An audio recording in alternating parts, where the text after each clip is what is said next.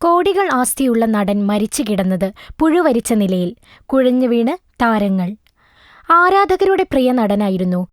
നായകനായിരുന്നില്ല എന്നും നായകനോട് കിടപിടിക്കുന്ന എന്ത് സാഹസവും ചെയ്യുന്ന വില്ലനായിരുന്നു.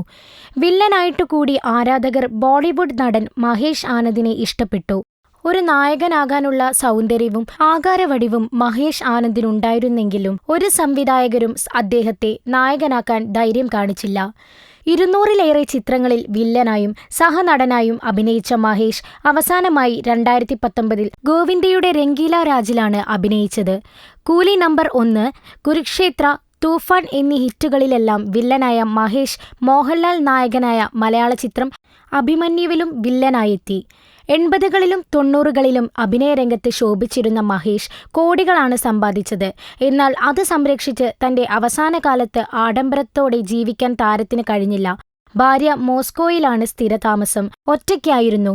മുംബൈ അന്ധേരി വെർസോവയിലെ വീട്ടിലായിരുന്നു മഹേഷ് ഒറ്റയ്ക്ക് താമസിച്ചത്.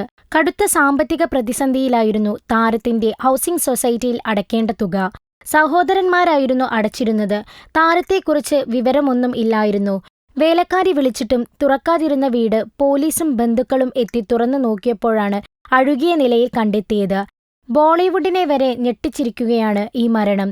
ദാരിദ്ര്യം കാരണം നോക്കാനാളില്ലാതെ ഒരു സഹപ്രവർത്തകൻ ഇല്ലാതായത് ആർക്കും വിശ്വസിക്കാൻ കഴിഞ്ഞിട്ടില്ല. മരിക്കുന്നതിന് മുൻപ് ഒന്ന് നോക്കിയിരുന്നെങ്കിൽ. ഫിലിം കോട്ട്. നമ്മൾ സബ്സ്ക്രൈബേഴ്സ് 6 ലക്ഷമായിരിക്കുന്നു.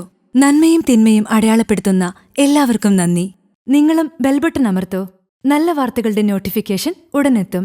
വിശ്വസിച്ച് ഒപ്പം നിൽക്കുന്നവർക്ക് ഒരിക്കൽ കൂടി നന്ദി.